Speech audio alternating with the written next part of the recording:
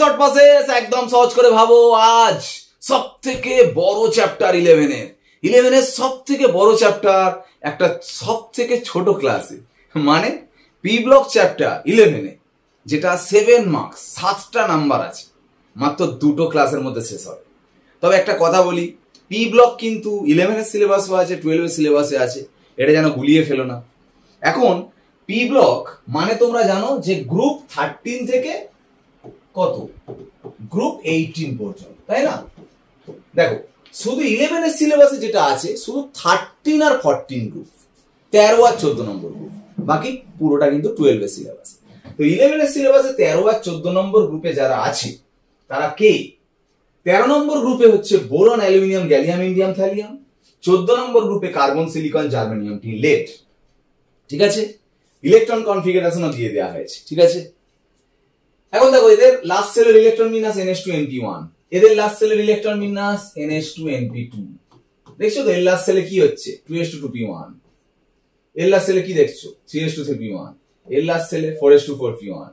এর লাস্ট সেলে বুঝতে পারছো সব? বাহ। এর লাস্ট সেলে দেখো 2s2p2। এর লাস্ট সেলে 3s2p2।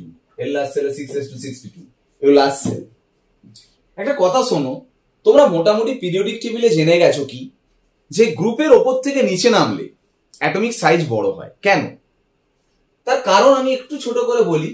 এখানে দেখানো হয়েছে, ধরো এইটার শেপ এটা, এটা, এটা আর এটার এটা। কেন? এর দেখো 1 নম্বর আর 2 নম্বর, দুটো সেল, একটা দুটো। এর দেখো 1 নম্বর, 2 নম্বর, 3 নম্বর, 3টে সেল। এর 1 নম্বর, 2 নম্বর, 3 নম্বর, 4 নম্বর, এই জন্য 4টে সেল। ঠিক আছে? আচ্ছা, ওপর থেকে নিচে নামলে বুঝতেই পারছো, দেখো প্রোটন নাম্বার বাড়ছে, 5, 13 আরো যোগ হবে, আস্তে আস্তে প্রোটন নাম্বার বাড়ছে। প্রোটন নাম্বার বাড়লে নিশ্চয়ই লাস্ট ইলেকট্রনের সঙ্গে নিউক্লিয়াসের অ্যাট্রাকশনটা বাড়ে, কিন্তু তার সাথে সাথে স্ক্রিনিং এফেক্টও বাড়ছে। মানে এ নিউক্লিয়াস আর লাস্ট ইলেকট্রনের মাঝখানে কে স্ক্রিন করছে, কে গার্ড করছে? এ গার্ড করছে। এর নিউক্লিয়াস আর লাস্ট ইলেকট্রনের মাঝে দেখো দুটো সেল গার্ড করছে। এর নিউক্লিয়াস আর ইলেকট্রনের মাঝখানে 3টে সেল গার্ড করছে। এখানে 4টে সেল গার্ড করছে, এখানে 5টা সেল গার্ড করছে।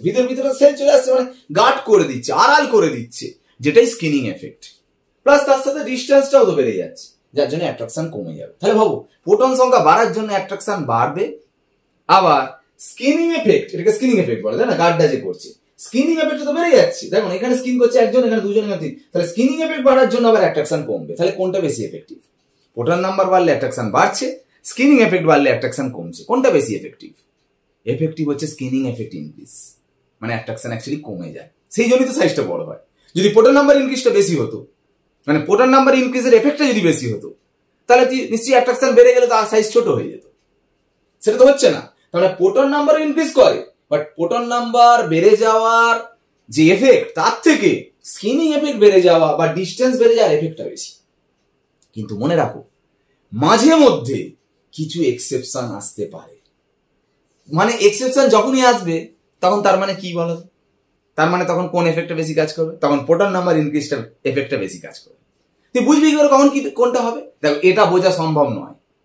ওই জন্য সবকটা অন্তত গ্রুপ 13 আর 14 সিলেবাস যেটা আছে, প্রত্যেকের অ্যাটমিক সাইজ পুরো প্রপার মনে রাখবে। যেমন দেখো, বোরনের থেকে অ্যালুমিনিয়ামের বড় হয়, অ্যালুমিনিয়াম থেকে গ্যালিয়ামে একটু ছোট হয়ে যাবে, আবার বড়, আবার বড়। মানে এটা তার মানে মুখস্থ তোমাকে রাখতেই হবে, নাহলে তুমি অ্যান্সার করবে কি করে? বা আয়নাইজেশন এনথালপি বলো, ইলেকট্রন গ্রেন এনথালপি বলো, সবকটা তার মানে গ্রুপ ওয়াইজ 3টে বা 4টে এফেক্ট মাত্র। এই কটা গ্রুপে পড়ে নিতে পারবে না, যেগুলো এক্সেপশন আছে। এবার তুমি যদি আমাকে বলো স্যার এক্সেপশনটা হচ্ছে কেন, সেটা আমি তোমাকে যদি বলি, দেখো এখন এতে দেখো কোনো ডি বা এফ অরবিটাল নেই, এখানেও নেই। দেখো এখানে হঠাৎ করে 3D ইলেকট্রন 10টা চলে এসছে, এখানে দেখো 3D 4D চলে এসছে, এখানে 3D 4D 5D 4F কত চলে এসছে। অ্যাকচুয়ালি স্ক্রিনিং এফেক্ট দেখো, সব থেকে খারাপ স্ক্রিনিং এফেক্ট DF এর। DF ইলেকট্রন যত বেড়ে যাবে তখন তার স্ক্রিনিং এফেক্টটা কমে যায়।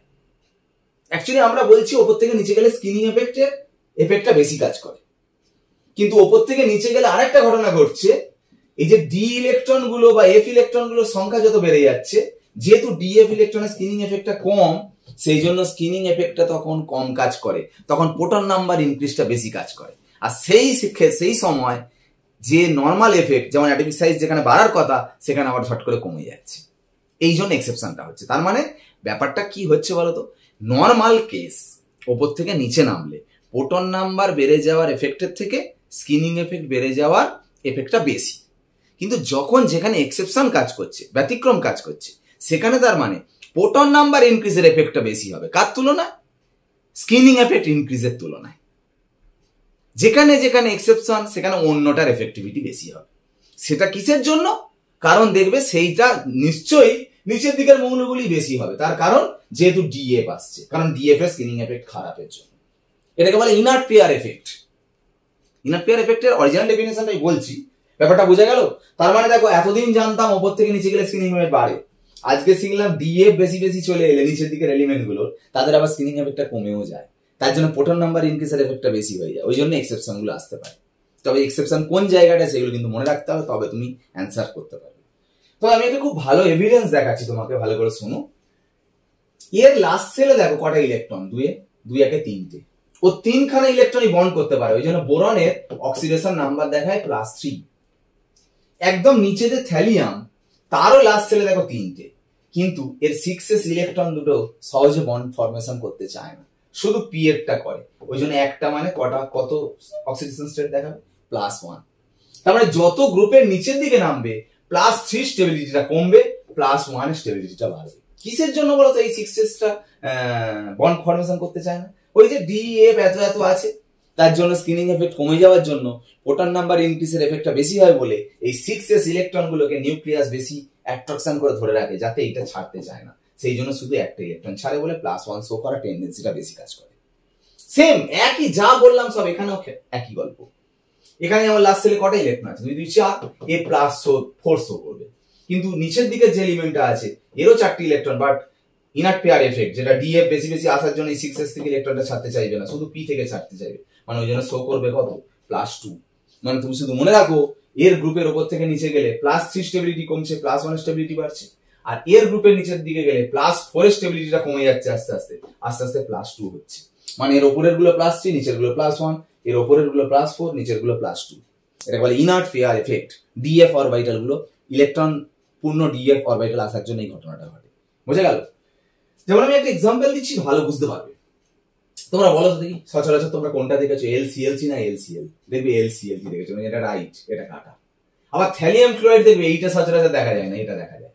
তাহলে দেখো ভালো করে শোনো, এখানে অ্যালুমিনিয়ামের অক্সিডেশন নাম্বার বের করো। অ্যালুমিনিয়ামের ধরছি X, ক্লোরিনের জানো তো Cl কি হয়? -1, Cl -1 কটা আছে? একটা আছে, ইনটু 1 = 0। তাহলে টোটালটা +1। তার মানে এখানে অ্যালুমিনিয়ামের +1। এইটা যদি করা হয় X, অ্যালুমিনিয়ামের X, ক্লোরিন কত? -1 × 3 = 0। X = কত? +3। তাহলে এখানে অ্যালুমিনিয়ামটা +3, কারণ ক্লোরিন তো -1, তাই না? ক্লোরিনের যোজ্যতা ভ্যালেন্সি কত? 1। যেহেতু ক্লোরিন নেগেটিভ, ওই জন্য -1 ধরো। এখানে সেম Cl এর -1 মানে থ্যালিয়ামের +1, এর -1 × 3 -3, তার মানে থ্যালিয়ামের +3। তাহলে কি বুঝছো? থ্যালিয়ামের +3টা কাটা, +1টা রাইট। আর অ্যালুমিনিয়ামের +1টা কাটা, +3টা রাইট। তার মানে অ্যালুমিনিয়াম ওপরে আছে বলে, দেখো ওপরে আছে বলে এর +3 স্টেবল, আর থ্যালিয়াম নিচে আছে বলে এর +1 স্টেবল। দেখো ভালো করে বোঝার চেষ্টা করো, থ্যালিয়ামের +1টা হচ্ছে, আর অ্যালুমিনিয়ামের +1 না হয়ে +3টা হচ্ছে। কারণ এর ইনার্ট পেয়ার এফেক্ট নেই, ওই জন্য এর +3 স্টেবল বলে এটা আছে, আর এর ইনার্ট পেয়ার এফেক্ট আছে বলে ইনার্ট পেয়ার এফেক্ট, তাই জন্য থ্যালিয়ামের কোনটা স্টেবল? +1, ওই জন্য এইটা আছে, এইটা নেই। সেম একই ভাবে কার্বনের, ভালো করে ভাবো, কার্বন ওপরে, এর +4 স্টেবল, আর লেডের কোনটা স্টেবল হবে? +2। দেখে নাও, কার্বনের ওই জন্য আমরা CCl2টা সচরাচর দেখতে পাই না, CCl4টা দেখতে পাই, যেহেতু কার্বনের অক্সিডেশন নাম্বার +4। আবার PbCl2 আর PbCl4 এর মধ্যে আবার PbCl2টা যেহেতু +2, এটা আমরা দেখতে পাই, PbCl4টা সচরাচর দেখতে পাই না। বুঝা গেল? তার মানে বুঝতে পারলে, যার যেটা স্টেবল সেটা সেই ফর্মে বেশি থাকছে। আর একটা কোশ্চেন এখানে, ধরো বললো কোনটা তীব্র জারক, স্ট্রংগেস্ট অক্সিডাইজিং এজেন্ট। দেখো একটা কথা শুন, প্রত্যেকের অক্সিডেশন নাম্বার বের করেছি। পিবির X, মানে জানি না বলে X ধরেছি, প্লাস ও এর কত বল? ও এর ভ্যালেন্সি 2, মানে 8টা ইলেকট্রন, মানে কি 2 + 6, 6 মানে 8 থেকে বিয়োগ দিলে 2 ভ্যালেন্সি। এবার ভ্যালেন্সি 2 মানে অক্সিজেন যেহেতু নেগেটিভ, ওই জন্য -2 ধরেছি, -2 × 2 = 0। তাহলে X = কত? +4, মানে এখানে পিবিটা +4। এখানে PbX -1 × 2 = 0 করে X = +2। এখানে কিন্তু লেডটা +2, এখানে X ও এর -2 = 0 করে +2 আসছে। কার্বনের X, অক্সিজেনের -2 × দুটো আছে = 0 করে দেখো +4 আসছে। আচ্ছা বলো, কার্বনের কোনটা স্টেবল? +4, ওই জন্য +4টা স্টেবল। কিন্তু কার্বনের প্লাস 2টা কিন্তু আনস্টেবল দিয়েছি। আবার লেডের প্লাস 2টা স্টেবল, তাই না, প্লাস 4টা আনস্টেবল। যারা স্টেবল তাকে নিয়ে ভেবে লাভ নেই, আনস্টেবল গুলো ভাবো। এটা আনস্টেবল, লেডের প্লাস 4 আনস্টেবল, আর কার্বনের প্লাস 2 আনস্টেবল। আচ্ছা, যারা আনস্টেবল তারা স্টেবলের দিকে যেতে চাইবে, মানে এ প্লাস 4 আছে যেতে চাইবে প্লাস 2 এর দিকে, আর এ প্লাস 2 আছে যেতে চাইবে প্লাস 4 এর দিকে। এবার একটা কথা বলি, এ প্লাস 2 থেকে প্লাস 4 কি করে যাবে বলো? নিশ্চয়ই ইলেকট্রন রিলিজ করবে, ইলেকট্রন ছাড়বে। আর প্লাস 4 থেকে প্লাস 2 মানে প্লাস কমছে, মানে কি ইলেকট্রন গেইন করবে, মানে ইলেকট্রন গ্রহণ করবে। জানো তো নিশ্চয়ই ইলেকট্রন গেইন, ইলেকট্রন গ্রহণ মানে কি? নিজের বিজারণ, নিজের রিডাকশন। তাহলে এখানে নিজের রিডাকশন হবে, নিজের বিজারণ হবে। নিজের বিজারণ হওয়া, নিজের রিডাকশন মানে কি? জারক পদার্থ, মানে অক্সিডাইজিং এজেন্ট, ওই জন্য অ্যান্সার এটা। আর এটা হবে রিডিউসিং এজেন্ট, মানে বিজারক পদার্থ, সিও। বোঝা গেল ব্যাপারটা?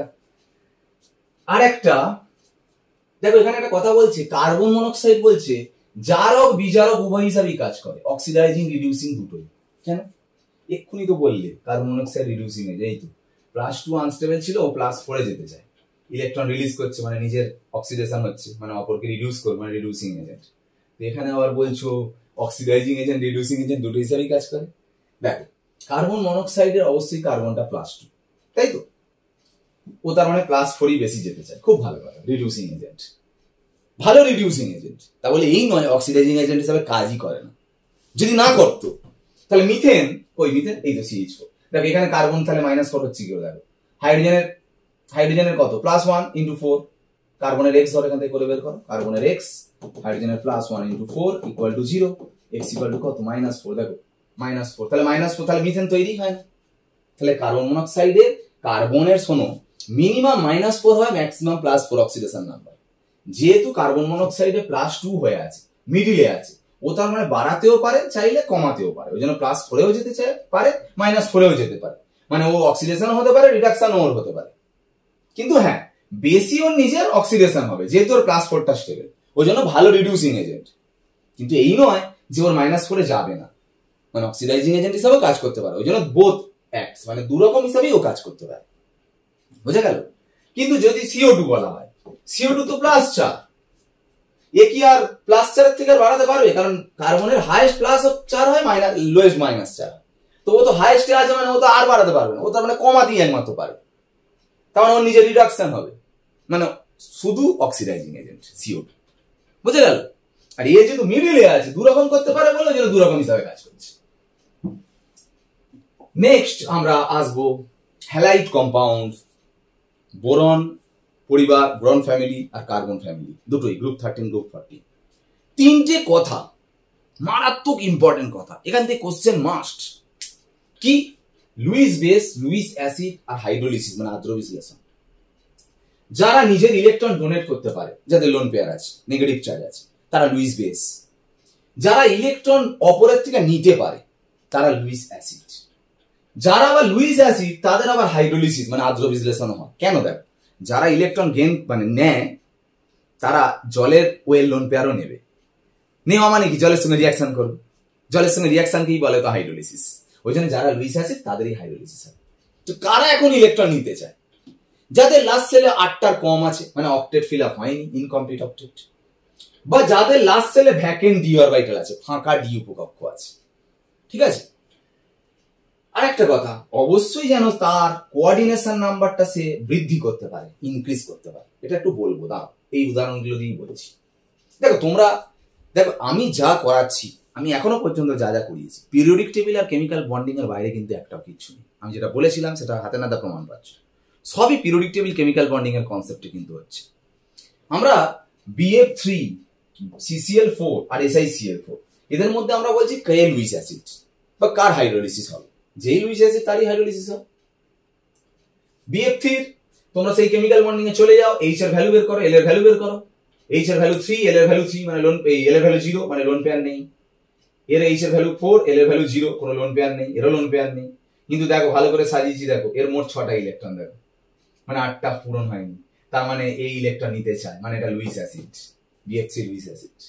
কিন্তু এরও 8টা হয়ে আছে, এরও 8টা হয়ে আছে, তাহলে দুজনেই লুইস অ্যাসিড নয়। না, এ কিন্তু লুইস অ্যাসিড, এ লুইস অ্যাসিড নয়। কেন? এখানে শুধু বলিস ইনকমপ্লিট অক্টেট, আর একটা বলেছি ভ্যাকেন্ট ডি। মানে কি? কার্বনের যদি তুমি ইলেকট্রন কনফিগারেশন করো, দেখো আমি একদম ফার্স্ট পেজে চলে যাচ্ছি।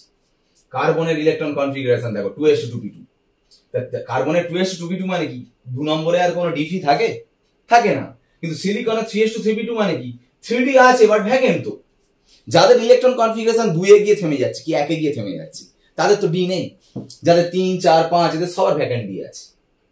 তার মানে এর যেহেতু ভ্যাকেন্ট ডি আছে সিলিকনের, তার মানে ও কিন্তু ইলেকট্রন নিতে চাইবে।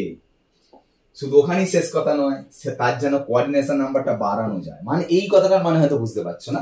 অ্যাকচুয়ালি দেখো সিলিকন প্রত্যেকটা এলিমেন্টের একটা কোঅর্ডিনেশন নাম্বার আছে, মানে ও ম্যাক্সিমাম যে কটা বন্ড করতে পারে তার একটা সংখ্যা মনে রাখতে হবে। যেমন সিলিকন ম্যাক্সিমাম 6টা বন্ড করতে পারে, তো কটা বন্ড হয়ে আছে 4টে, তাহলে এখনো 2টো বাড়াতে পারে, তাই জন্য অবশ্যই জলের এলন পেয়ার নেবে। শুধু ভ্যাকেন্ট ডি থাকলে হবে না, বাড়াতে পারে কিনা সেটা দেখতে হবে। সাপোজ আমি তোমায় কোশ্চেন দিলাম SiCl6 2-, তুই বলে স্যার সিলিকনে তো ফাঁকা ডি আছে, নেবে, কিন্তু নিলে কি হবে, ওর তো 6 হয়ে আছে, ওর তো কোঅর্ডিনেশন নাম্বার হাইয়েস্ট 6 এর বেশি আর করতে পারবে না। এগুলো মনে রাখতে হবে কার কত কোঅর্ডিনেশন নাম্বার, সেই জন্য ও নেবে না। মানে ভ্যাকেন্ট ডিও হতে হবে, ভ্যাকেন্ট ডি থাকতে হবে, আবার ওর কোঅর্ডিনেশন নাম্বার হাইয়েস্ট মানে হাইয়েস্ট থেকে কম আছে কিনা দেখতে হবে। হাইয়েস্ট হয়ে গেলে সে তো আর কোঅর্ডিনেশন নাম্বার তার আর বন্ড বেশি করতে পারবে না, তখন আবার সে নিতে পারবে না কারোর থেকে, বুঝতে পারলে? ওই জন্য সিলিকন টেট্রাক্লোরাইডের কি হচ্ছে, যেহেতু তোমার ভ্যাকেন্ট ডিও আছে, আবার যেহেতু 4 থেকে 4টে বন্ড আছে, ও 6 পর্যন্ত বাড়াতে পারে, সেই জন্য নেবে। কিন্তু সিসিএল পরে তো ভ্যাকেন্ট কার্বনের ভ্যাকেন্ট ডি নেই, তাহলে ওই জন্য লুইস অ্যাসিড নয়। তাহলে লুইস অ্যাসিড BF3 হলো, SiCl4 হলো। ঠিক। নেক্সট আমরা লুইস অ্যাসিডেই পড়ে আছি। অ্যালুমিনিয়াম ক্লোরাইড, এও লুইস অ্যাসিড, 6টা ইলেকট্রন, দেখো 8টা পূরণ হয়। একটা জিনিস দেখো, অ্যালুমিনিয়াম ক্লোরাইড যদি একটা কন্টেনারে নাও, ওদের যেহেতু ইলেকট্রনের ক্রাইসিস, ওদের ক্রাইসিস কিভাবে মেটাচ্ছে দেখো। একটা কন্টেনারের মধ্যে অ্যালুমিনিয়াম ক্লোরাইড নিলে একটা মলিকিউল থাকে, অনেক মলিকিউল আছে। দেখো 2টো মলিকিউল পাশাপাশি এলে এর লোন পেয়ারটা এঁকে দেবে, এর লোন পেয়ারটা এঁকে দেবে। দেখো এর 6টা ছিল, এর লোন পেয়ার নিয়ে 8টা হয়ে গেল, এর লোন পেয়ার নিয়ে 8টা হয়ে গেল। 2টো মলিকিউল জুড়ে গিয়ে Al2Cl6 ডাইমার ফর্মে অবস্থান করে, ডাইমার, বুঝা গেল? Al2Cl6 হয়ে যায়। এটা খুব important question, aluminium chloride dimer গঠন করে। কিন্তু দেখো BF3 তো লুইস অ্যাসিড ছিল, এক্ষুনি বললাম, তাই না? এক্ষুনি আগের পেজে বললাম BF3 লুইস অ্যাসিড। ও কিন্তু ডাইমার ফর্মেশন করে না। ও কি করে ইলেকট্রনের ক্রাইসিস পূরণ করে? ও নিজের ফ্লুরিনেরই লোন পেয়ার, নিজের যে ফাঁকা 2p অরবিটাল আছে, ইলেকট্রন কনফিগারেশন করে দেবে, ফাঁকা 2p একটা পড়ে আছে, তাতে ইলেকট্রনটা ডোনেট করে, করে এখানে একটা বন্ড ফর্মেশন করে। করলে কি হবে, ইলেকট্রনটা অনেকটা ক্রাইসিস মিটে যাচ্ছে।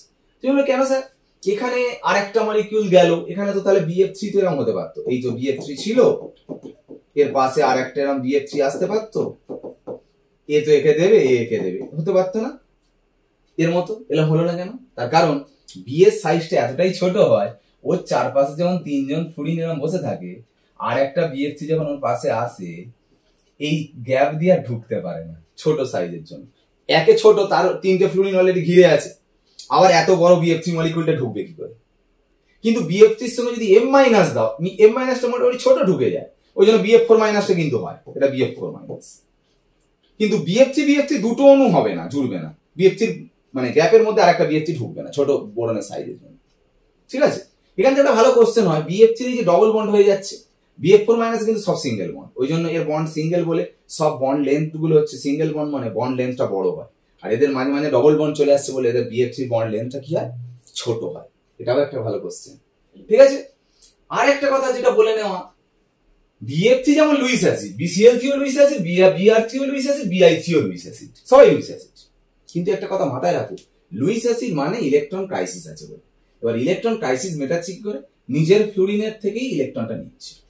তাহলে BCl3 হলেও নিজের ক্লোরিনের থেকে ইলেকট্রন নেবে, BBr3 থেকে হলে BR এর ইলেকট্রন নেবে, BI3 হলে নিজের আয়ের থেকে নেবে, নিজের আয়ের থেকে নিয়েছে। এখন BF3 তে দেখো ফ্লুরিন থেকে নিজের ফ্লুরিন থেকে নিচ্ছে, আর BI3 হলে নিজের আই থেকে নিচ্ছে। কোনটা নেওয়া সহজ জানো? ফ্লুরিনের 2p, লোন এখানে ফাঁকা ঘরটাও 2p, বোরনের ফাঁকা ঘরটা 2p, আর আয়ের ইলেকট্রন দেখবে আছে 5p। কারণ ফ্লুরিনের যদি 2p হয়, এর 3p, এর 4p, আয়োডিনের 5p। তার মানে অরবিটাল যত ডিসম্যাচ করবে, দেখো 2p 5p দুজন আলাদা আলাদা সাইজ হয়ে যাচ্ছে না, তাহলে ভালো ওভারল্যাপিংটা হবে না, মানে বন্ডটা ভালো হবে না বলে বোরন কি ইলেকট্রন অতটা পূরণ করতে পারবে না।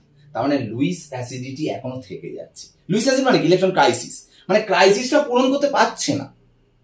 তার মানে লুইস অ্যাসিডিটি সব থেকে ভালো হচ্ছে BIC, সব থেকে খারাপ হচ্ছে BF3। এর তো পূরণ মোটামুটি হয়ে যাচ্ছে, BI3 তে আই ভালো পারছে না বলে ওই জন্য লুইস অ্যাসিডিটি ভালো। বুঝতে পারলে? Next topic, some compound of boron. বোরনের কিছু কম্পাউন্ড আছে তোমাকে একটু মনে রাখতে হবে, যেমন বোরাক্স, টিঙ্কাল, সোয়াগা বলে এটাকে, Na2B4O7 10H2O। দেখো এখানে একটা খুব ভালো কথা বলার আছে, বোরাক্সের জলীয় দ্রবণ ক্ষারীয় কেন? Aqueous solution is alkaline. তার কারণ বোরাক্সে Na আছে মানে সোডিয়াম হাইড্রোক্সাইড, আর হাইড্রোলিসিস করলে তৈরি হবে, আর বোরন আছে মানে বোরিক অ্যাসিড। দেখো সোডিয়াম হাইড্রোক্সাইডটা তীব্র ক্ষার, স্ট্রং বেস, আর বোরিক অ্যাসিডটা উইক অ্যাসিড মানে হচ্ছে মৃদু অ্যাসিড। যেহেতু অ্যাসিডটা মৃদু আর ক্ষারটা তীব্র, মানে ক্ষার মানে OH মাইনাস বেশি ছাড়বে, অ্যাসিড দুর্বল মানে H প্লাস কম ছাড়বে, মানে এখানে OH মাইনাসের অ্যামাউন্টটা বেশি থাকবে, ওই জন্য কিন্তু এই হচ্ছে অ্যালকালাইন। ক্ষার মানে OH মাইনাসের কনসেন্ট্রেশনটা বেশি। বোরিক অ্যাসিড যদি বলি মৃদু মানে উইক, কেন? শুধু উইক নয়, এ মনোবেসিক মানে একটা H প্লাস ছাড়তে পারে, নন প্রোটনিক মানে নিজের H প্লাস কিন্তু আবার তাও ছাড়ে না, অপরের H প্লাস ছাড়ে, মানে লুইস অ্যাসিড। মানে কেন শুনে নাও, বোরিক অ্যাসিডের এটা স্ট্রাকচার H3BO3। দেখো এর নিজের H প্লাস ছাড়ে না, কি করে? বোরনের অক্টেট ফিল আপ হয়নি, দেখো দুটো দুটো দুটো 6টা ইলেকট্রন, এর অক্টেট ফিল আপ হয়নি বলে ও জলের ওয়েল লোন পেয়ারটা নেয়, নিলে ওয়ের মাথায় প্লাস, বোরনের মাথায় মাইনাস। যেই ওয়ের মাথায় প্লাস হয় বন্ডটা একটা ভেঙে চলে গিয়ে H প্লাস ছাড়ে, এই H প্লাসটা ছাড়ছে একটা, সেই জন্য মনোবেসিক এক ক্ষারীয় অ্যাসিড। আর যেহেতু বোরন নিজে H প্লাস ছাড়ে না, ওই জন্য নন প্রোটনিক। যেহেতু ইলেকট্রন অপরের নিচ্ছে, সেই জন্য হচ্ছে লুইস অ্যাসিড। তার মানে উইক অ্যাসিড, দুর্বল অ্যাসিড, মানে এ বেশি H প্লাস ছাড়তে পারে না, মানে এইদিকে বিক্রিয়া বেশি যায় না, এইদিকে কম যায় বিক্রিয়া। বুঝা গেল ব্যাপারটা? এই যে রিয়াকশন ইকুইলিব্রিয়ামে রিয়াকশনটা এইদিকে কম যায়, H প্লাস কম ছাড়ে। একমাত্র যদি তুমি এর মধ্যে গ্লিসারল দাও, তখন এর স্টেবিলিটিটা এতটা বেড়ে যায় এই কম্পাউন্ডটার, তখন কি হয়? এর স্টেবিলিটি বেড়ে যাওয়ার জন্য রিয়াকশনটা তখন এইদিকে আরো বেশি যায়, তখন H প্লাসটা আরো বেশি উৎপন্ন করে, তখন এটা স্ট্রং অ্যাসিড হয়ে যায়। তখন স্ট্রং অ্যাসিড যেই হয়ে যাবে, তখন H প্লাস OH মাইনাসের অ্যামাউন্টটা কি হয়ে যাবে? সেম সেম হয়ে যাবে।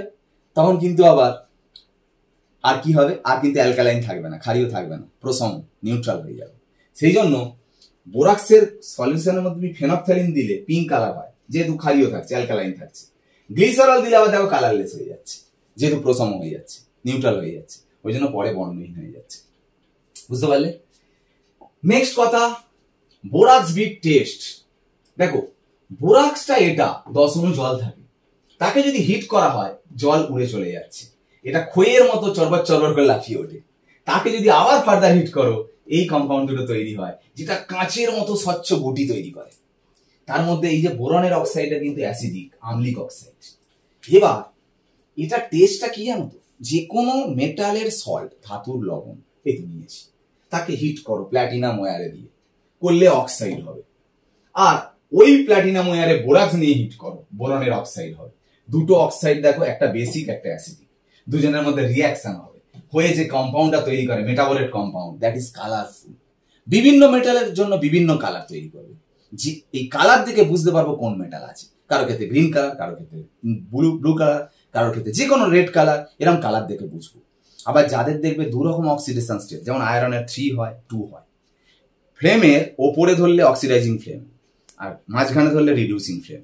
অক্সিডাইজিং ফ্লেমে ধরলে Fe3+, আর মাঝখানে ধরলে Fe2+, আলাদা আলাদা কালার হবে। আর যাদের দেখবো অক্সিডেশন স্টেট মানে চেঞ্জ হয় না, তাদের একই রকম কালার, সে অক্সিডাইজিং ফ্লেমে ধরো আর রিডিউসিং ফ্লেমে ধরো, ঠিক আছে? আর দেখো কিছু কম্পাউন্ড একটু বই থেকে পড়ে নেবে। বোরেন, যেটা খুব ভালো, বোরনের হাইড্রাইড, ডাইবোরেন বলে এটার নাম, ভালো করে মনে রাখবে। ডাইবোরেন খুব ইম্পর্টেন্ট, প্রত্যেকটা বোরন sp3 ক্যারেক্টার, যার বন্ডগুলো 3c2e bond, hydrogen bridge bond বা ব্যানানা বন্ড। এই স্ট্রাকচারটা বইতে দেখবে, দেখলে বুঝতে পারবে কেন ব্যানানা বন্ড বলছি, কেন হাইড্রোজেন ব্রিজ বন্ড বলছি, কেন 3c2e বন্ড বলছি। তারপরে এই ডাইবোরেনের সাথে অ্যামোনিয়া বিক্রিয়া একটা কম্পাউন্ড তৈরি করে, যাকে হিট করলে B3N3H6 তৈরি হয়, যার নাম বোরাজিন, বোরাজোল, ভেরি ভেরি ইম্পর্টেন্ট। যেটাকে বলা হয় ইনঅর্গানিক বেনজিন, অজৈব বেনজিন, কারণ পুরো বেনজিনের মতো দেখতে। প্রত্যেকটা বোরন নাইট্রোজেন কিন্তু sp2 ক্যারেক্টার। আর বোরন নাইট্রাইড পুরো স্ট্রাকচারটা দেখবে ছবি বইয়ে, একদম গ্রাফাইটের মতো দেখতে, ওই জন্য এটাকে বলা হয় ইনঅর্গানিক গ্রাফাইট, মানে অজৈব গ্রাফাইট বলে। লাস্ট কথা বলবো, বোরাক্সে অ্যাসিড দিলে বোরিক অ্যাসিড, আর বোরিক অ্যাসিডে যদি সোডা অ্যাশ দাও মানে ক্ষার দাও, বোরাক্স হয়। সেই জন্য বোরাক্সের একটা আইডেন্টিফিকেশন টেস্ট আছে।